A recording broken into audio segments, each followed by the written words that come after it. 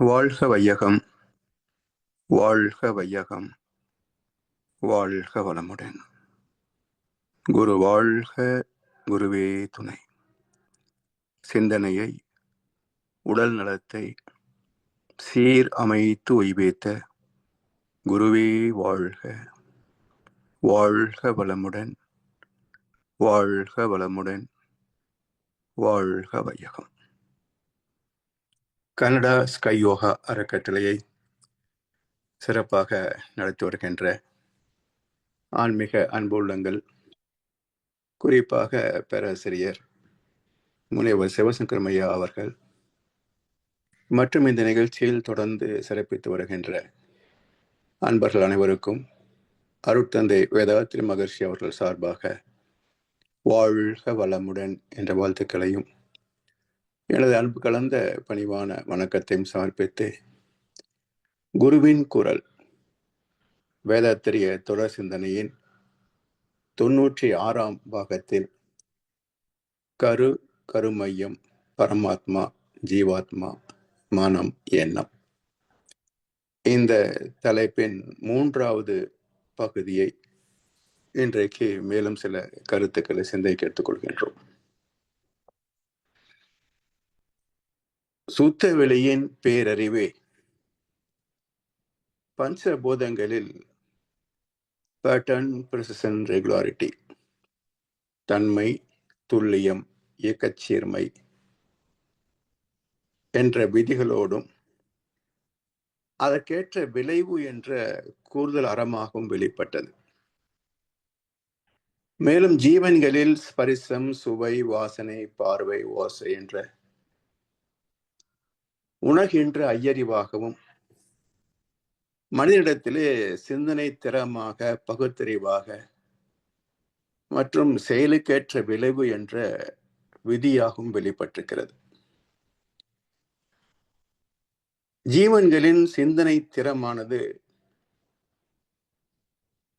இயல்பறிவு, நுண்மான் நுழைப்புலன் அறிவு, தேர்ந்தறிவு, உள்ளுணர் அறிவு, மெய்யறிவு, ஆங்கிலத்தில் இன்ஸ்டிங்க்ட், பர்ஸ்பிகாசிட்டி, நாலெட்ஜ், இன்ட்யூஷன், விஸ்டம் என்று அறிவின் படித்தளங்களை 5 கட்டங்களாக பிரித்து விளக்குகிறார் மகர்ஷி அவர்கள். நாலேஜ் என்ற தேர்ந்தறிவு வரை உள்ள 3 நிலைகள். இவை சிற்றறிவு, கற்றறிவு, பற்றறிவு என்ற எல்லைகளுக்கு உட்பட்ட பகுத்தறிவாக, ரேஷனலிசம் சொல்கிறோமே, அப்படி பகுத்து அறியக்கூடிய அறிவாக செயல்படும்.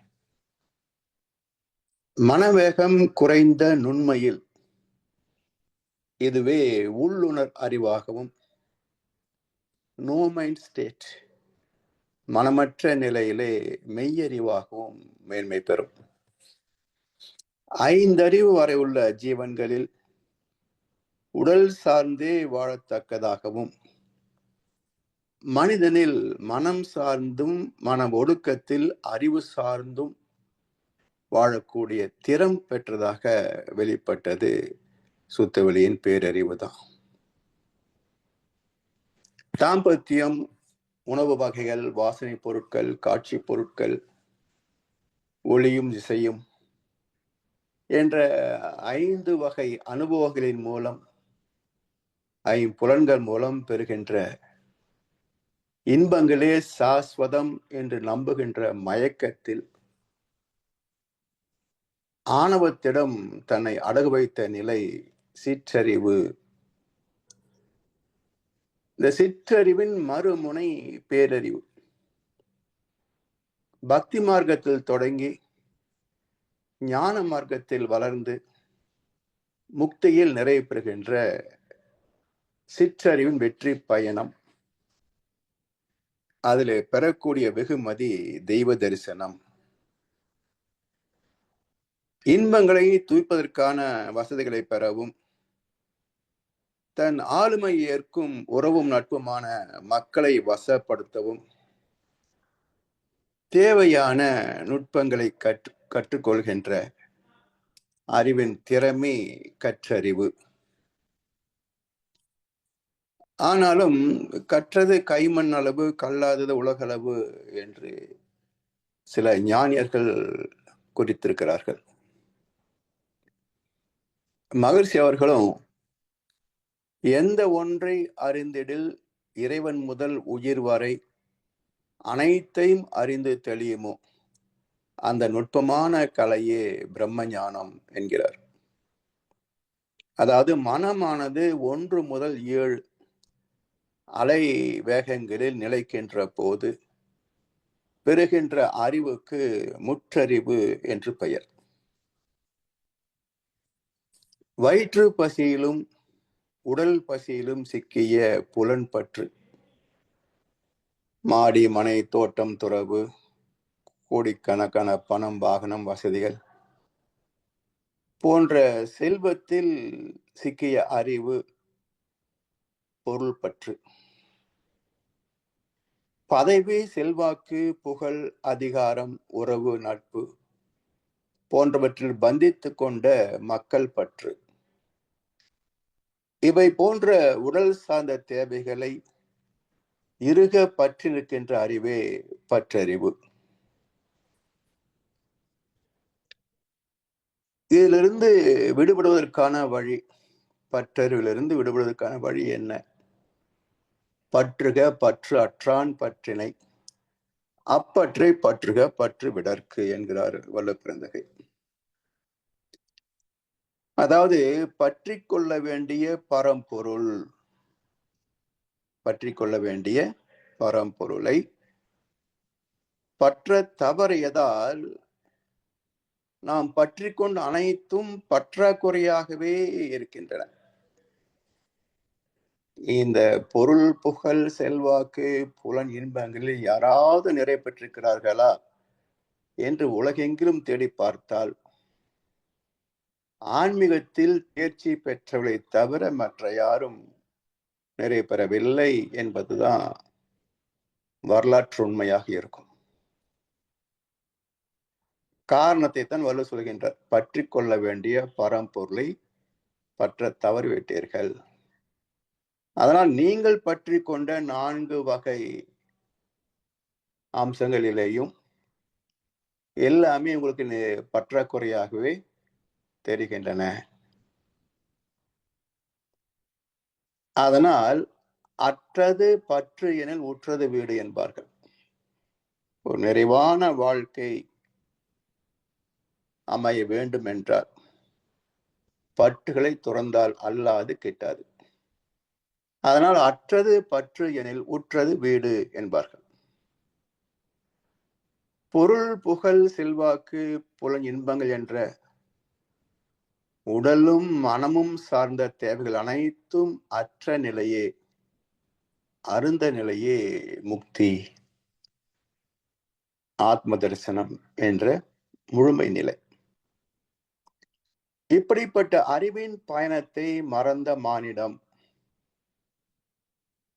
கர்ம பலனுக்கு மேலாக ஆசைப்பட்டு கொண்டே வாழ்கின்ற போது ஆணவத்திற்கு அடிமையாகி அதர்மத்தில் வீழ்ந்து முறை தவறிய பாவச் செயல்களால் பெற்ற தீய அனுபவங்கள் எல்லாம் 6 தீய குணங்களாகவே நம்மை ஆண்டு கொண்டிருக்கின்றன. பேராசை, சினம், கடும்பற்று, முறையற்ற பால் கவர்ச்சி, உயர்வுத்தாழ் மனப்பான்மை, வஞ்சம் என்ற 6 தீய குணங்களாக ஆன்றோர் வகைப்படுத்தியிருக்கிறார்கள். இவற்றில் சிக்கிக்கொண்ட சமுதாயம் என்ன அனுபவிக்கிறது? வறுமை, நோய், கடன், பகை, அகல மரணம், இப்படி பல்வகை சிக்கல்களில் தவித்தாலும் மக்களுக்கு இதிலிருந்து விடுதலை பெற வேண்டும் என்ற தாக்கம் கூட கிடையாது. பிரச்சனை வருதா, கோயிலுக்கு போகலாம், பூஜை பண்ணலாம், பரிகாரம் பண்ணலாம். சரியா போகுதோ இல்லையோ, போகும் என்ற நம்பிக்கையிலேயே வாழ்ந்து முடிந்து போகிறார்கள். நிரந்தர தீர்வை பற்றி சிந்திப்பதும் இல்லை, தெளிந்தவர்கள் ஏதாவது கருத்துக்களை சொன்னால் அதை கேட்பதும் இல்லை. மகரிஷியும் 60 ஆண்டுகள் இந்த சமூகத்திற்குத்தானே உழைத்தாங்க. எத்தனை பேருக்கு வேதத்திரி மகரிஷி என்றால் யாருன்னு தெரியும்? எத்தனை பேருக்கு வேதத்திரியம் என்ற ஒரு வாழ்க்கை நெறி இருக்கிறது என்பது தெரியும்?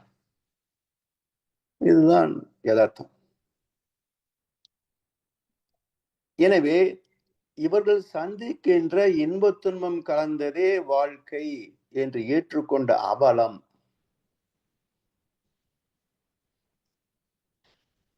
ஆனா பூஜ்யமான பேரறிவே நம்மிடத்தில் பகுத்தறிவாக 6வது அறிவாக அமைந்துள்ள சிறப்பை ஆராய்ந்து பார்க்கின்ற போது இந்த வாழ்க்கையின் நோக்கம் புரிகிறது.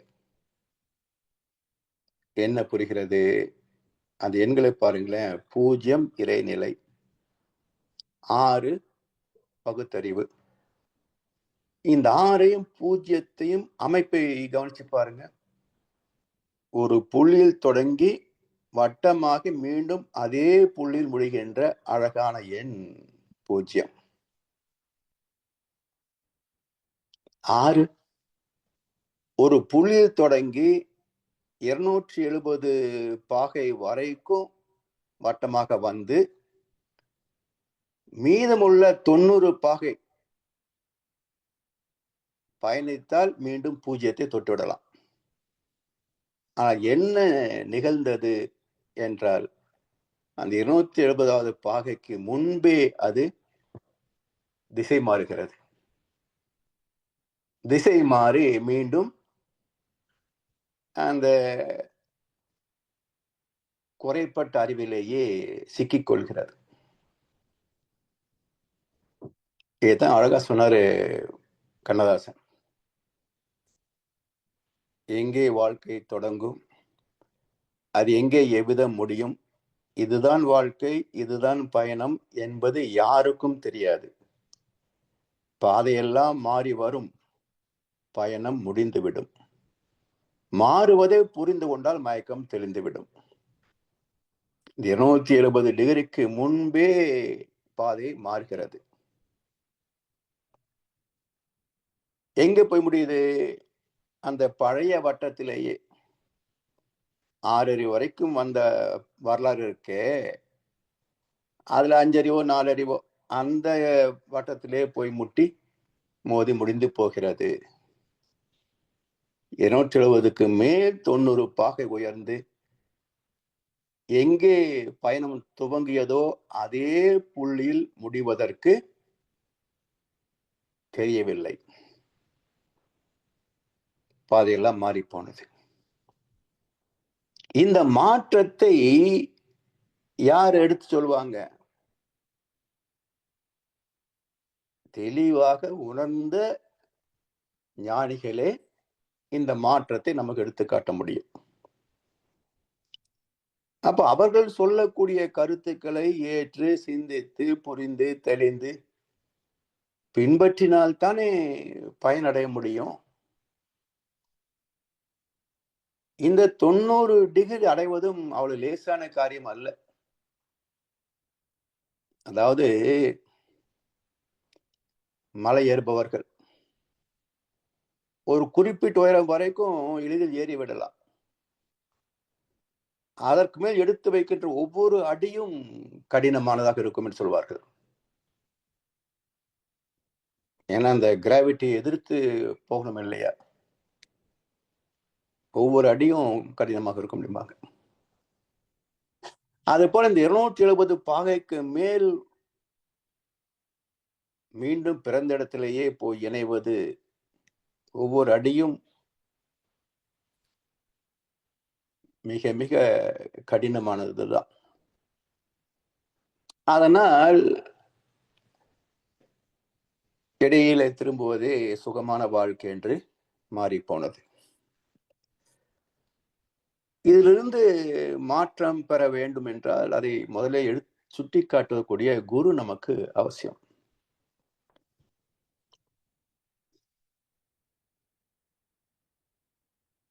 இததான் கிராமப்புறங்களிலே ஒரு பழமொழி சொல்லுவாங்க. யாராவது ஏதாவது குறும்பு செய்தா இடையில போனவனே அப்படிம்பாங்க. இதுக்கு அர்த்தம் பெரும்பாலும் புரியாது. சில பேர் என்ன சொல்லுவாங்கன்னா, இந்த அகால மரணமாக இடையில செத்து போனவங்க அது மாதிரின்னு சொல்லுவாங்க. 2மே இல்ல. இடையிலே போனவனே என்றால், இந்த 180 டிகிரி அரை வட்டம். மறு 180 டிகிரி இன்னொரு அரை வட்டம். அப்ப மேலிருந்து கீழே வந்தாச்சு. கீழிருந்து மறுபடியும் மேல போகணும். இந்த பாதையில 270 டிகிரில திரும்பிடுது. அப்ப இடையில போனவனே கீழ இருந்து மேல போய் முடியறதுக்கு பதிலாக பாதியிலேயே குறுக்க போயிட்டவனேன்னு அர்த்தம். அதத்தான் கிராமப்புறத்துல ரொம்ப அருமையான உதாரணம் ஒரு பழமொழியாக சொல்லி வச்சிருக்கிறாங்க. ஏதாவது நேர்மை தவறே ஒருவன் நடக்கிற போது இடையில போனவனே என்று குறிப்பிடுவார்கள். இப்போ ஒரு பாத்திரத்துல தண்ணி, சில பாசி மணிகள் அதுல போடுகிறோம். சிறிது நேரத்தில் ஒவ்வொரு பாசியின் துவாரத்தின் வழியாக நீர் கோர்க்கப்பட்டு அத்தனை பாசிகளும் நீரால் இணைக்கப்பட்டு விடுகின்றன. இதே போலத்தான் இந்த அனுபவங்கள் எல்லாம் ஒவ்வொரு மனிதனுக்குள்ளும் தனித்த ஜீவாத்மாவாக பதிந்திருக்கிறது என்றாலும் இவை எல்லாமே ஒரு தொகுப்பாக இணைந்துதான் செயல்பட்டு கொண்டிருக்கின்றன. இப்போ உதாரணமாக பார்த்தீங்கன்னா 27 நட்சத்திர தொகுதிகள். ஒரு குழந்தை பிறக்கிற போது ஏதோ ஒரு நட்சத்திரத்துல பிறக்கும். அப்போ உலக மக்கள் அனைவரையும் பிரித்தோம் என்று சொன்னால் 27 தொகுதிகளாக பிரித்து விடலாம்.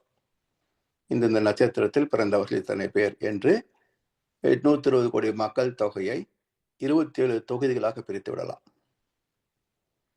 ஏறக்குறைய இருக்குன்னு வச்சுங்களேன். இப்போ ஒரு நட்சத்திரத்தில் சில கோடி பேர் இருப்பாங்க.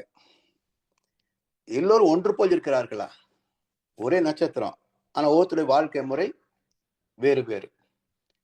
அதே போலத்தான் ஜீவாத்மா ஒரு மனிதனுக்குள் தனித்திருந்தாலும்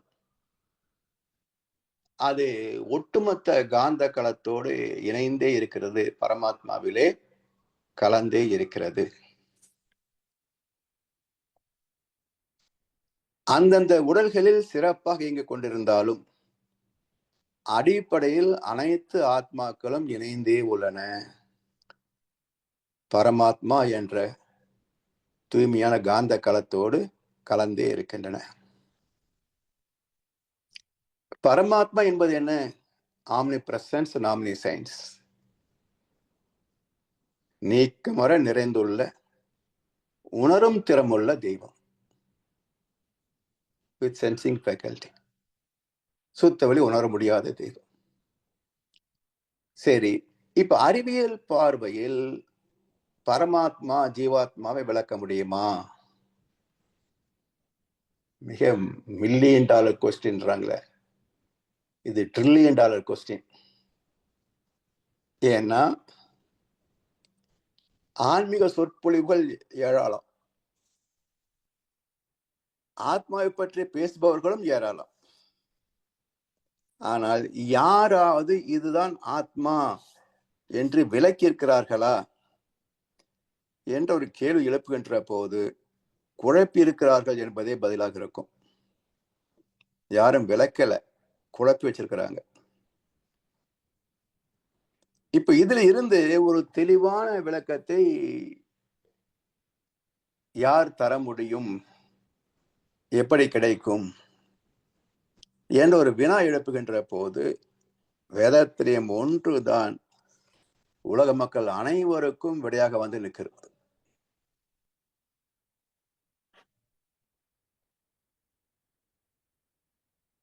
இப்ப வேதாத்திரத்தின் துணை கொண்டு விஞ்ஞானத்தையும் துணை கொள்கின்ற போதுதான் இந்த ஆத்மா பரமாத்மாவை பற்றி அறிவியல் பூர்வமாக விளக்கிவிட முடியும். அறிவியல் எல்லோருக்கும் புரிந்து கொள்ளக்கூடிய விஷயமாகத்தான் இருக்கும் படித்தவர்களுக்கு.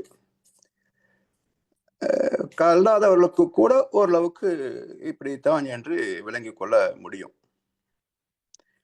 அந்த அளவுக்கு ஒரு தெளிவான விளக்கத்தை தந்த ஒரே மகான் நம்முடைய வேதாத்திரி மகர்ஷி அவர்கள். அந்த விளக்கத்தின்படி நம்ம பரமாத்மா என்றால் என்ன என்ற கேள்விக்கு விடையை தேட வேண்டும்.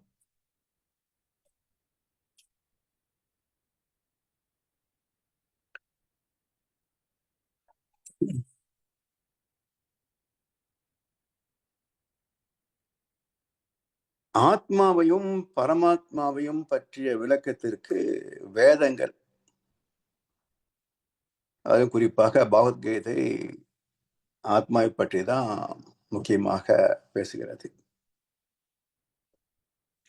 ஆனா இவையெல்லாம் மக்களுடைய சாதாரண அறிவுக்கு எட்டுவது இல்லை.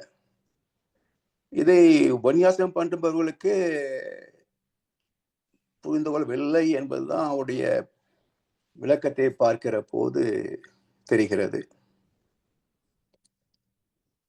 அதனால் ஞானிகள் என்ன செய்தாங்க, வேதத்தின் சாரத்தை சாஸ்திரங்களாக, உபனிஷத்துக்களாக, இதிகாசங்களாக அமைத்து கதைகள் மூலமாக புரிந்து கொள்ளலாமே என்று ஒரு முயற்சி செய்திருக்கிறார்கள்.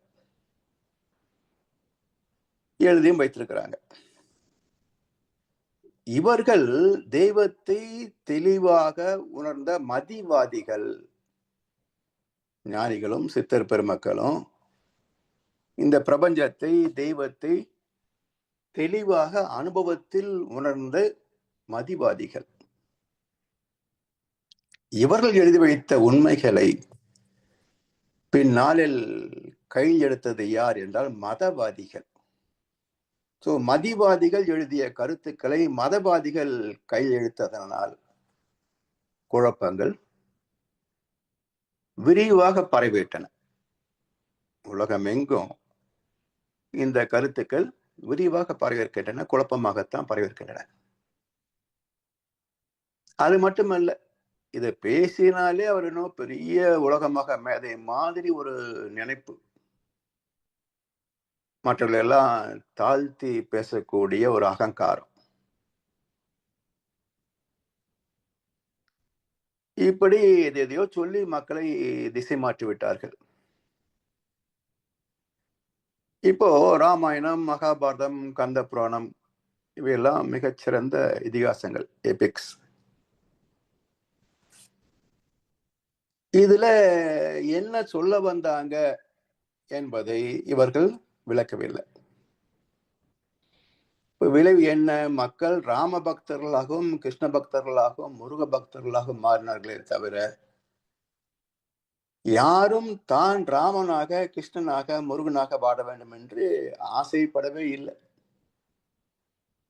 எண்ணம் வந்தால் தானே செயல். எண்ணமே இல்லாதான் தனியை பிரிச்சிட்டோமே, அதாவது அவதாரங்கள், தெய்வங்கள், நம் மனிதர்கள் என்று ரெண்டு பேர் கடையில ஒரு பெரிய சைனா சோர் மாதிரி ஒரு பிரிவினையை ஏற்படுத்தி விட்டார்கள். அதனால் தெய்வநீதியை மதித்து வாழ்கின்ற சான்றோனாக மக்கள் மாறவில்லை என்பது மறுக்க முடியாத ஒரு கசப்பான உண்மை. இந்த குறைபாட்டை நிறைவு செய்ய இறைவனே எடுத்த அவதாரம் தான் வேதாத்திரி மகர்ஷி அவர்கள். வேதங்களின் சாரத்தை விஞ்ஞானபூர்வமாக விளக்கியது வேதாத்திரியம். வாழ்வில் பொருள் தேடும் அன்பர்களுக்கு, ஆத்ம விளக்கத்தை தேடுகின்ற அன்பர்களுக்கு ஒரு கலங்கரை விளக்காக வழிகாட்டுகின்ற நூல் வேதாத்திரியம். அப்ப இதை வைத்துக் கொண்டு நாம் புரிந்து கொள்வதற்கு முயற்சி செய்யணும். இன்றைக்கு விஞ்ஞானம் மிக அற்புதமாக வளர்ந்திருக்கிறது மட்டுமல்ல, சில விஷயங்களில் ரகசியங்களை புரிந்து கொள்ளக்கூடிய வகையிலேயும் அது வெளிப்படுத்தியிருக்கிறது.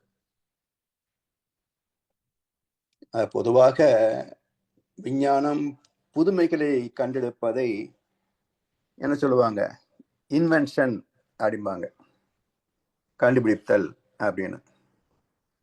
அந்த வார்த்தைக்குள்ளே ஒரு ரகசியம் இருக்கு பாருங்க. எப்படி கண்டுபிடிச்சாங்க? இன் உள்ள, வெண்ட் வெளியே. அப்ப இன்வென்ட் அப்படின்னா உள்ள வெளியே. அது என்ன உள்ள வெளியே என்றால், நமக்குள்ளே நுணுகி போவது உள்ள, கண்டதை எடுத்து விளக்குவது பயன்படுத்துவது வெளியே. அப்போ உள்ளொடுங்கி போனால் இயற்கை ரகசியங்கள் புரியும், தத்துவங்கள் புரியும், அதை வெளிப்படுத்தலாம். அதான் இன்வென்ஷன். அப்ப மண்ணுக்குள்ள போய் என்னெல்லாம் இருக்கு கண்டெடுத்தது, அதை வாழ்க்கை வசதிகளாக மாற்றியது இன்வென்ஷன். அதே போல தனக்குள்ளே போய் dive in is divine. So தனக்கு உள்ளே போய் இறைவனை கண்டெடுத்து அதை வெளியே பேசுவதும் தத்துவ ரீதியான இன்வென்ஷன், அறிவு ரீதியான இன்வென்ஷன். இப்போ விஞ்ஞானம் கண்டெடுத்த பொருள் தத்துவத்தோடு இணைந்து போகிறது. எப்படின்னு பாருங்க. இந்த சிடி டிவிடி இருந்தா எடுத்து வச்சுக்கோங்க, இல்லைன்னா பிறகு தேடி பாருங்க. அதோட அமைப்பு அப்படியே நம்முடைய ஆத்மாவின் அமைப்பை ஒட்டி இருக்கிறது. சைஸ் ரொம்ப சிறுசு, அவ்வளவுதான். எத்தனை மடங்குன்னா, அந்த சிடி எவ்வளவு இருக்கும்? ஒரு 6 இன்ச் இருக்குமா? 5 இன்ச் 6 இன்ச் இருக்கும். ஆனா நம்முடைய ஆத்மா புள்ளியிலும் மிகச்சிறிய புள்ளி, அவ்வளவுதான். ஆனா அதற்குள், அந்த மிகச்சிறிய புள்ளியாகிய ஆத்மாவுக்குள் என்ன அமைப்பு உள்ளது அப்படின்றத விரித்து பார்த்தோம் என்றால், மேக்னிஃபை, இந்த சிடியை வச்சுக்கலாம். இப்ப இந்த சிடியை பாருங்க. மையத்துல ஒரு துளை, அதிலிருந்து தொடங்கி சில கோடுகள், சுற்றுகளாக கோடுகள் போகும். ஒரு 2-3 கோடு இருக்கும். அதன் பிறகு ஒரு சிறிய ஒரு ஒரு சற்று பேதப்பட்ட ஒரு வளைவுகள், அது சற்று நெருக்கமான வட்டங்களாக இருக்கும். அதைக்கு அடுத்து அந்த கலர்லெஸ் பிளேஸ், அது சற்று விரிவாக இருக்கும். அதை கடந்த விரிவான இடம்தான் நாம் பதியக்கூடிய இடமாக இருக்கும். இது அப்படியே சிடியுடைய அமைப்பு. இது அப்படியே ஆத்மோடு இணைத்து விளக்கம் சொல்றேன் பாருங்க. அந்த மையத்தில் இருக்கிறத துளை, அதை அப்படியே ஒரு கோடு போட்டு சுத்த வெளி அறிவு எழுதிங்க. அந்த ஓட்டை துளையை ஒட்டி கோடு துவங்கி அது சுழலாக போகும். ஒரு 2-3 சுழல் இருக்கும். இது இறை துகள் நிலை 1 to 3. அது அடுத்து உள்ள நிலை சற்று இந்த அளவு விரிந்து போகாது, கொஞ்சம் அளவு சிறுசா இருக்கும், நெருங்கிய வட்டங்கள் இருக்கும். இது 4 to 7 விண் நிலை, பிரபஞ்ச நிலை. அது அடுத்து ஒரு பகுதி இருக்கும். இது பரமாத்ம நிலை, 8 to 13 சைக்கிள்ஸ். நாம் பதிகின்ற இடம் 14 to 40. இப்போ மையத்தில் சுத்தவெளி 0, பிறகு delta wave, theta wave, alpha wave, beta wave. இந்த பீட்டா 14 to 40 தான் பதிகிறோம். இந்த பதிவிலேயும் ஒரு வட்டத்திற்கும் அடுத்த வட்டத்திற்கும் இடையில வெளி இருக்காதுங்க, நெருங்கி அமைந்திருக்கும். அந்த ரெக்கார்டிங் மிக நெருக்கமாக இருக்கும். இதுல 3வது நிலையில் சுழல் அலைகள் சூழ்ந்துள்ள வெளியின் அழுத்தத்தை எதிர்த்து விரிவதால் சக்தி செலவாகி இருப்பு குறைந்து சக்தி முடிகின்ற இடத்திலே அமைந்த எல்லை விரிவுதான் 8 முதல் 13 அலை வரைக்கும் உள்ள தூய்மையான ஜீவாந்த களம். இந்த அலைவேகத்தை தான் பரமாத்மான்னு சொல்றோம். இப்ப இதுல பரமாத்மா வேற ஜீவாத்மா வேற இல்லை. ஏன்னா இப்போ 40 அலை உச்சகட்டம் இல்லையா? இப்ப இந்த 40க்குள்ள எத்தனை ஒன்று இருக்கும்? 40 ஒன்று தானே. அப்ப அந்த 40 ஒன்றுல 13 இருக்கும் இல்லையா? அதனால் பரமாத்மா எங்கும் நீக்கமர நிறைந்திருக்கும். அது 8 to 13ல.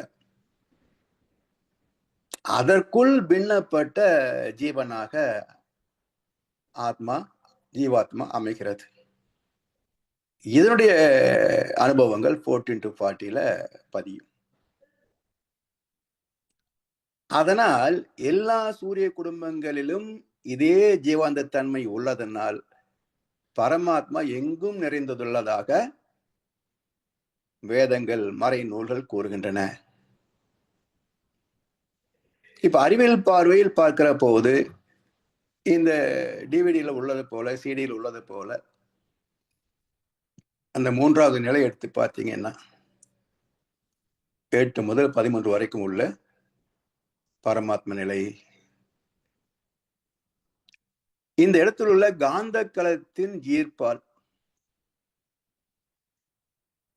அதாவது 14லிருந்து 40 வரைக்கும் உள்ள அலைக்களத்துல காந்த அலைகளின் ஈர்ப்பால்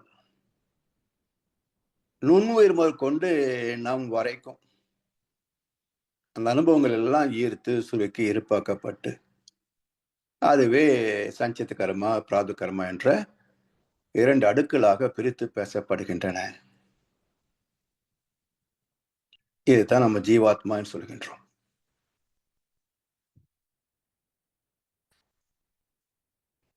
இப்போ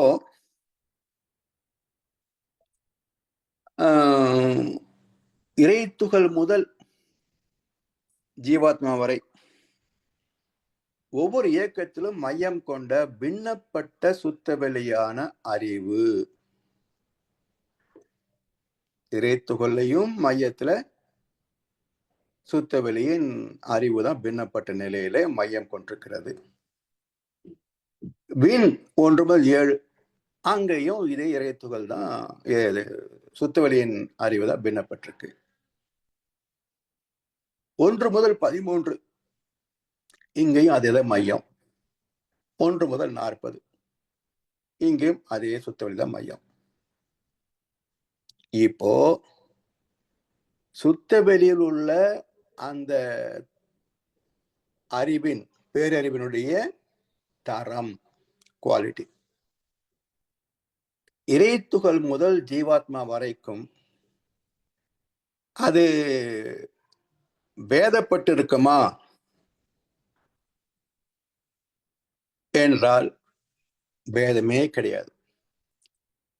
அந்த சுத்தவெளியாகவே பயணிக்கும். அது எந்த கலங்கும் உள்ள போக முடியாது. அதே போல 8 முதல் 13 வரைக்கும் ஜீவாந்த களம் என்றாலும் இங்கேயும் இதுதான் பரமாத்மா நிலை. இதுலயாவது பதிவுகள் போக முடியுமா என்றால் இந்த அலைநிலைக்கு உணரும் திறம் உண்டே தவிர அதை பதிந்து கொள்ள முடியாது. காரணம் பரமாத்மாவுக்கு மைய புள்ளி கிடையாது, எல்லை கோடு கிடையாது. அதனால் அங்க உணருமே தவிர பதிந்து கொள்ள முடியாது. இந்த அலை வேகத்தை தான் என்ன சொல்றோம் நம்ம, எக்ஸ்ட்ரா சென்சரி பர்செப்ஷன், இஎஸ்பி.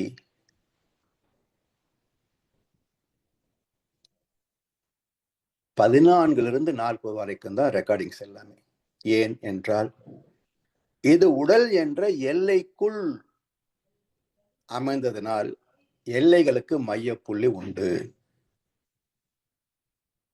அதுல காந்த களம் பதிந்து கொள்ளும்.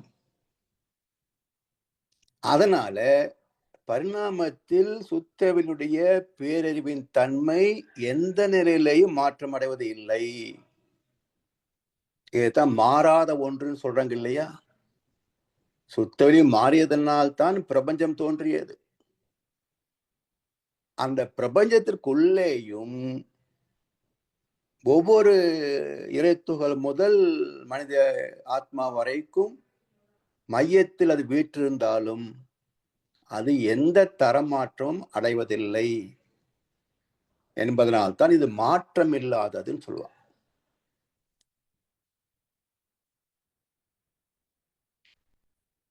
இதை the journey of consciousness ends with human being இல்லையா? மனிதனோடு நிறைவேறுகிறது.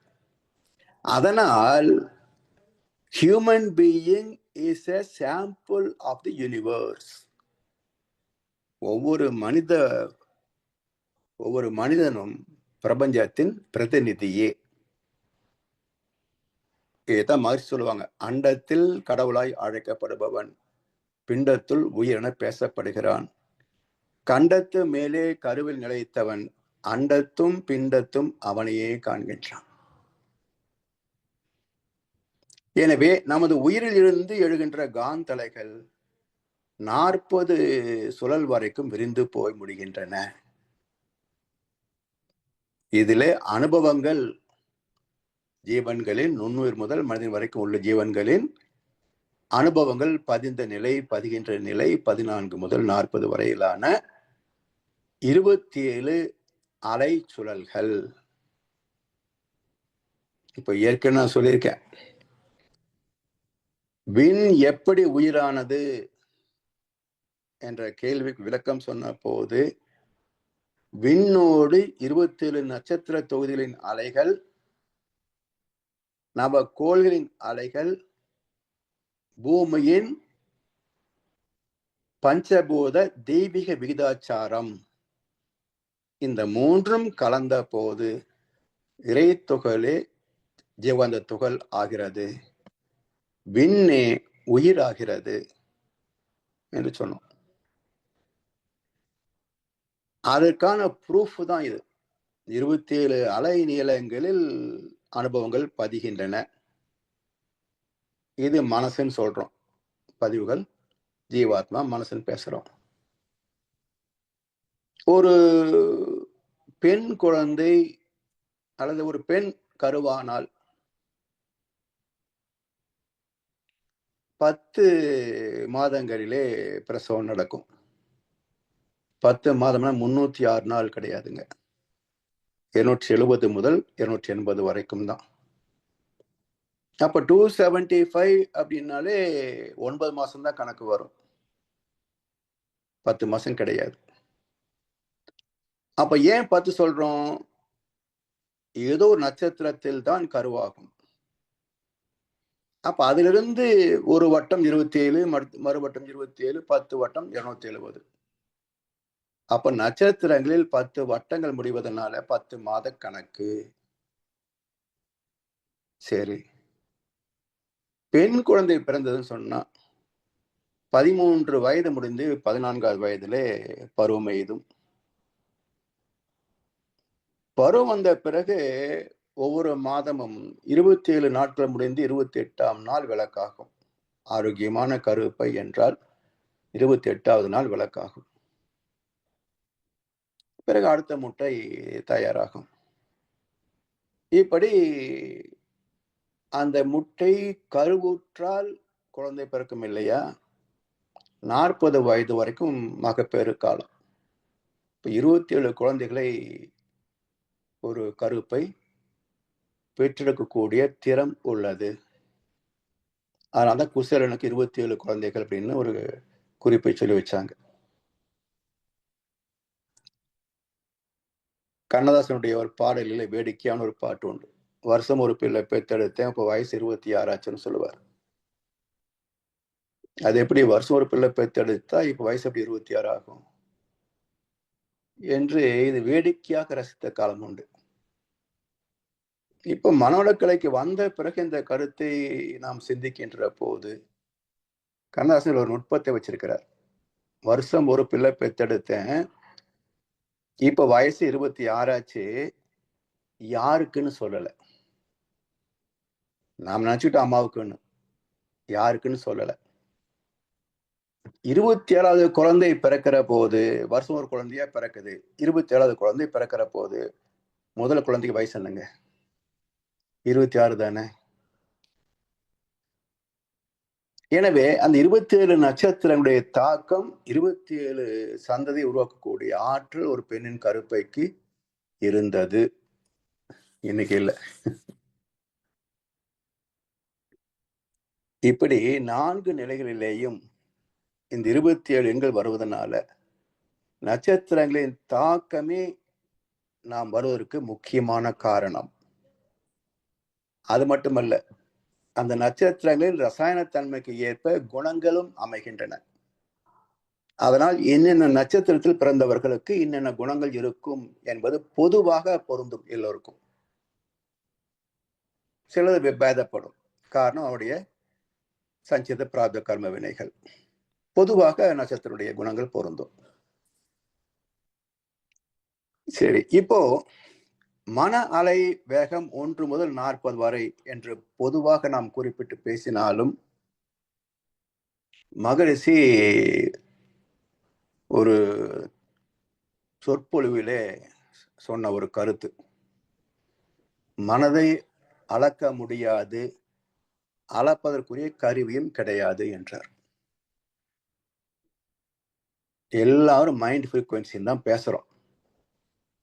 பீட்டா, ஆல்பா, தீட்டா, டெல்டா என்பது மைண்ட் ஃப்ரீக்வன்சி என்றுதான் பேசுகிறோம். மகரிஷி இந்த கருத்தை சொன்ன பிறகுதான் நாம் ஆய்ந்து பார்க்கின்ற போது விஞ்ஞானம் தெளிவாகவே குறிப்பிடுகிறது. எலக்ட்ரோ என்செபலோகிராப், எலக்ட்ரோ என்செபலோகிராபி, தமிழ்ல அழகான வார்த்தை, மூளை மின்னலை வரைவு கருவி. என்னங்க? மூளை மின்னலை வரைவு கருவி. அது கிராஃப் போடும், 1 to 40 சைக்கிள்ஸ் வரைக்கும் ஒரு கிராஃப் போட்டு கொடுக்கும். அதுதான் EEG. அப்ப என்ன சொல்றதுங்க? மூளை மின்னலை வரைவு. அப்ப என்ன செய்யறாங்க? தலையில ஏதோ 48 எலக்ட்ரோட்ஸ் என்னமோ ஃபிட் பண்றாங்க சொல்றாங்க.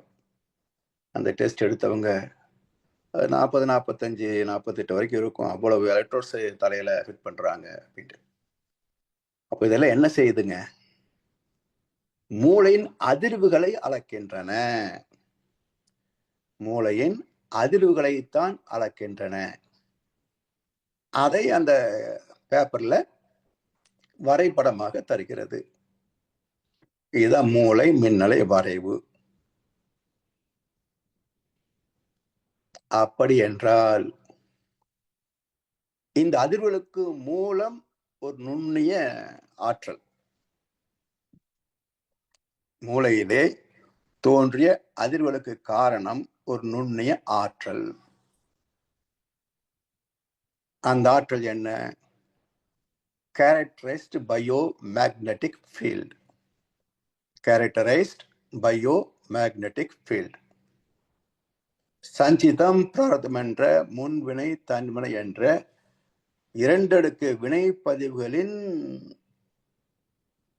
தாக்கத்தோடு ஆத்மாவிலிருந்து புறப்பட்ட அலைகளே மனம். இது மூளையில மோதுகின்ற போது அந்த பதிவுகளுக்கு தகுந்தாற் போன்ற அதிர்வுகளை ஏற்படுத்துகிறது. அதைத்தான் இந்த கருவி அளக்கிறது.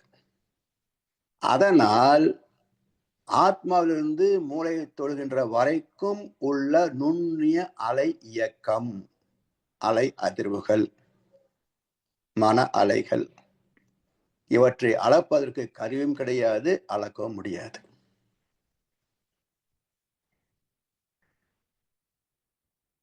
இதை ஹெர்ட்ஸ் கணக்கு சொல்லுவாங்க. காலம் என்ற நீட்சிக்கு உட்பட்டவை விண் முதல் மனித உயிர் வரையிலான அனைத்து தோற்றங்களும் காலம் என்ற நீட்சிக்கு விதிக்கு உட்பட்டவை. இந்த காலம் எங்கே பிறக்கிறது? ஏற்கனவே பிரபஞ்ச பரிணாமத்தை பேசிய போது சொல்லியிருக்கோம். காலத்தின் நுண்ணழகு என்று சொல்வார் மகர்ஷி. கண் சிமிட்டும் நேரம் என்று உதாரணம் காட்டுவார். ஆனா உண்மையிலேயே காலம் எங்கே பிறந்தது, பூர்வீகம் எங்கே என்று நுணுக்கமாக ஆராய்ந்து பார்த்தோம் என்றால், சுத்தவெளியின் ஆற்றல் எழுச்சி பெற்று இறை துகள் என்ற இயக்கத்திற்கு வருகின்ற போது ஒரு புள்ளியில் துவங்கிய வேகம் மறுபடியும் அதே புள்ளிக்கு வருகிறது பாருங்க. இதுதான் காலத்தின் நுண்ணழகு. புள்ளியில் தொடங்கிய வேகம் மீண்டும் அதே புள்ளிக்கு வந்து முடிகின்ற வரைக்கும் உள்ள நீட்சியே காலத்தின் நுண்ணழகு. இதுதான் காலம் பிறந்த இடம். அப்ப இறை துகள் பிறக்கின்ற போதே காலமும் பிறக்கிறது, விதியும் பிறக்கிறது. என்ன விதி? இயல்பூக்க விதி. காலம் காலத்துக்கு அளக்க முடியாது, அவ்வளவு மைன்யூட். கணக்கு இல்லை, இரண்டு அதிர்வுக்கு இடை அமையும் தூரம் என்று சொன்னாரே. அப்போ இந்த இடையே அமையும் தூரமே கணக்கு இல்லை என்ற போது இந்த நுண்ணிய காலத்திற்கு என்ன கணக்கு சொல்ல முடியும்? அப்படி பிறந்த காலத்தின் விரிவு எங்கே என்றால், இறை துகள்கள் குவிந்து ஒரு விண் பிறக்கிறது. Time of birth of that electron. அது எங்கே தேய்ந்து புரோட்டான், நியூட்ரான், குவார்க்ஸ் மீண்டும் காட் பார்ட்டிகளாக முடிஞ்சு போகும். அப்ப மீண்டும் காட் பார்ட்டிகளாக மாறி முடியுது பாருங்க. அப்போ death of the electron. So இறைத்துகள் குவிந்து இயங்கிய போது எலக்ட்ரான் பிரசவமாகுது இல்லையா, அது பர்த். குவார்க்ஸுக்கு பிறகு அது மீண்டும் இறைத்துகளாக பிரிஞ்சு போகுது, அது டெத். இந்த இரண்டுக்கும் இடைப்பட்ட நீட்சியே ஒரு விண்ணின் ஆயுள் காலம்.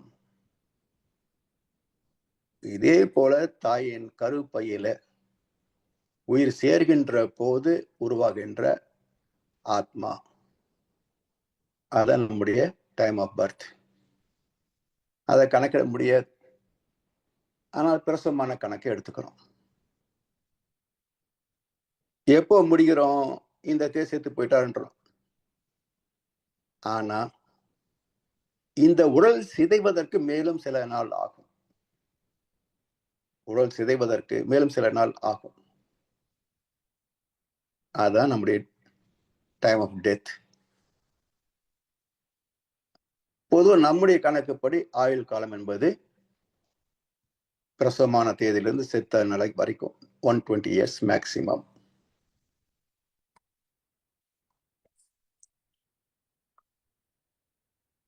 இப்படி ஜீவன்களின் ஆத்மாவுக்கு மையமாய், உயிருக்கு ஆதாரமாய், உயிருக்கு உட்பொருளாய் உடல் மையத்தில் அமைந்திருப்பது அறிவு என்ற தெய்வீகம், பேரறிவின் விண்ணப்பட்ட துகள். இதன் ஆற்றல் எழுச்சி பெற்று உயிர் சுழற்சியால் அமைந்த காந்த களத்தில் அனுபவங்கள் பதிந்த 14 முதல் 40 என்பதே ஜீவாத்மா. அங்கிருந்து பிரதிபலிக்கின்ற நிலை மனம். மோதி உணரப்படுகின்ற இடம் மூளை. எது உணர்வது? அறிவு தான் உணர்கிறது. இங்கேயும் அதுக்கு ஏற்ப மூளை கட்டளைக்கு ஏற்ப செயல்படுபவை உணர்புலன்களும் செயல்புலன்களும். அப்போ எல்லாவற்றையும் இயக்குவது எது என்றால், அனைத்துக்கும் உட்பொருளாக அடித்தளமாக இருக்கின்ற அறிவே. அந்த அறிவு தான் நுண்ணறிவு, இயல்பறிவு, நுண்மான் உழைப்புலன் அறிவு, தேர்ந்த அறிவு, உள் உணர் அறிவு, மெய்யறிவு என்று 5ஆக பிரித்து பேசினோம். இவை அனைத்துக்கும் மூலமானதான் அந்த தூய வெளியாகிய சுத்த வெளியின் பின்னப்பட்ட நிலை மையப்புள்ளி. இதோடு இன்றைக்கு நிறைவு செய்வோம். நிறைய கேள்வி இருக்கணும். வாய்ப்பளித்தவர்களுக்கு நன்றி பாராட்டி இந்த உரையை இந்த அளவு நிறைவு செய்கின்றோம். அடுத்த பாகத்தை அடுத்த வகுப்பிலே சிந்திப்போம். வாழ்க வளமுடன், வாழ்க வையகம். வாழ்க வளமுடன் ஐயா. வாழ்க வளமுடன் ஐயா. மிக நன்றிகள். விரிவான சிந்தனை வரை பல ஆழமான கருத்துக்களை கற்றிருக்கின்றோம். கேள்விகள் நிச்சயமாக இருக்கும் ஐயா. ஆனால் இதை திருப்பவும் கேட்டு கேட்டு தெளிவு வர வேண்டிய தேவை இருக்குன்னு நினைக்கிறேன் ஐயா. ஐயாவிடம் உங்கள் கேள்விகளை கேட்க விரும்புவர்கள் கைகளை உயர்த்தி இப்பொழுது கேட்கலாம்.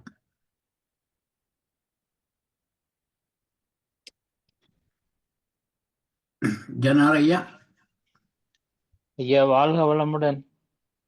வாழ்க வளமுடன் ஐயா.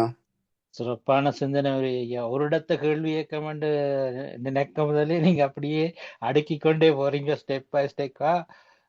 கொஞ்சம் ஃபாலோ பண்றது கொஞ்சம் டைம் எடுக்குது. இது அதுவா அது இதுவாண்டு. ஐயா இப்ப என்ன கேள்வி என்று சொன்னா அந்த 27 நட்சத்திரங்கள்ன்றது பெர்ஃபெக்டா வேலை செய்யுது நீங்க சொல்ற மாதிரி. அப்படி அது அறிவா வந்து அப்படியே வேலை செய்யுது. ஆனா இப்ப வந்து கூட நட்சத்திரங்களை கண்டுபிடிச்சு கொண்டிருக்குதாங்கண்ணே ஐயா. அது சில நட்சத்திரங்கள் அழிஞ்சு கொண்டும் இருக்குதானே. அப்ப ஸ்டில் அது எப்படி ஒர்க் அவுட் ஆகும்?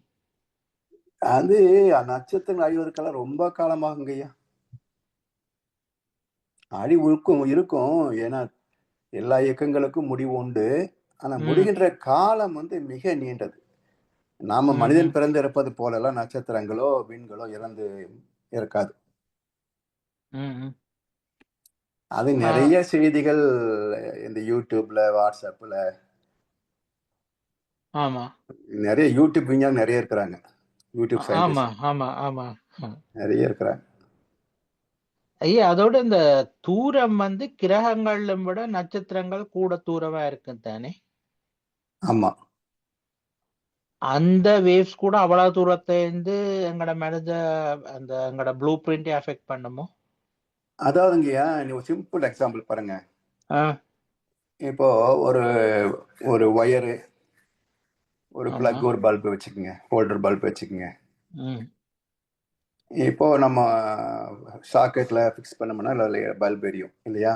ஆமா. சரி, இப்போ இந்த ஒயர் நீளம் எவ்வளவு? ஒரு ஜான் வச்சுக்கிட்டாலும் பல்ப் எரியும். ஆமா இல்லையா? ஒரு 100 மீட்டர் அதுலயும் பல்ப் எரியும். சரியா? ஆமா. இப்போ ஒண்ணு வந்து ஒரு ஜான் நீளத்துல ஒரு பிளக் பாயிண்ட் வச்சுக்கோங்க. இன்னும் 100 மீட்டர் நீளத்துல ஒரு பல்பு அதையும் வச்சுக்கோங்க. இந்த ரெண்டையும் ஒரே சமயத்துல சுவிட்ச் போட்டீங்கன்னா 2 பல்பு ஒரே சமயத்துல எரியுமா, இல்ல 100 மீட்டர் வந்து கொஞ்ச நேரம் கழிச்சு எரியுமா?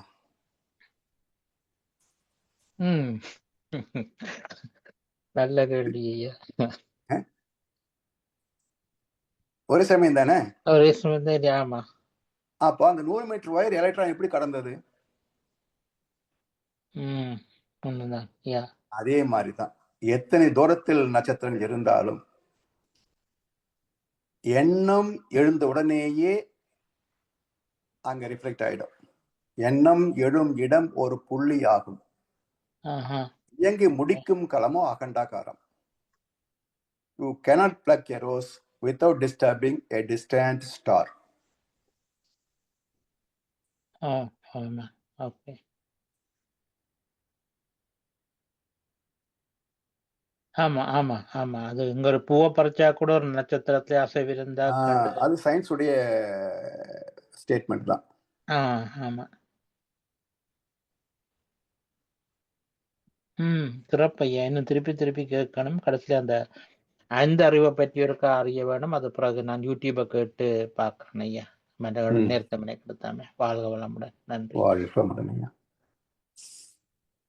அடுத்து தனா ஐயா. ஐயா வாழ்க வளமுடன் ஐயா. வாழ்க வளமுடன் ஐயா. பல விடயங்கள் ஐயா. அருமையான சிந்தனை உரை. சிவாயா சொன்னது போல ஒரு கால் திருப்பி கேட்டு ஐயா ஒரு மனதை தெளி கொண்டு வந்தது இப்பதான் ஐயா. அதில் கேள்விகள் கேட்கலாம் ஐயா. கேள்வி இருக்கும் கட்டாயம். ஒரு சின்ன ஒரு விஷயத்தை தெளிவுபடுத்த வேண்டும் என்னன்னு சொன்னால், இந்த வேதத்தின் சாராம்சம் வேதாத்திரியம் என்ற மாதிரி ஒரு கருத்து சொன்ன மாதிரி இருந்து நீங்கள். ஆமா. அந்த இதையும் கேட்கணும்னு சொன்னால் இந்த கீதாவை எடுக்கும் பொழுது பகவத்கீதாவை எடுக்கும் பொழுது அது ம். எங்கேயோ நான் பார்த்த ஞாபகம் இருக்கு. இந்த பகவத்கீதா வந்து வேதத்தின் ஆஹ், அது அது அது என்ன இனிமே சொன்னது என்று சொன்னால் இந்த வேதம் வந்து பசு என்று கண்டால் அந்த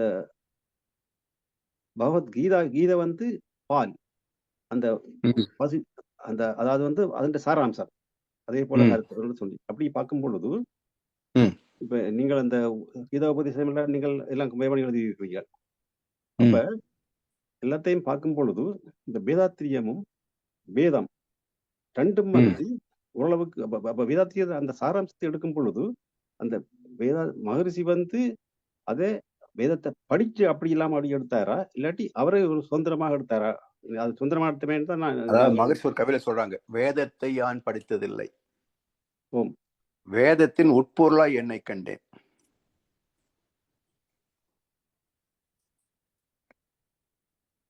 சோதிப்போர் புலனறிவால் என்னை காணார், சுயநிலையை அவர் அறிய அவர் நான் ஒன்றே அப்படின்னு ஒரு கவிதை சொல்றாரு.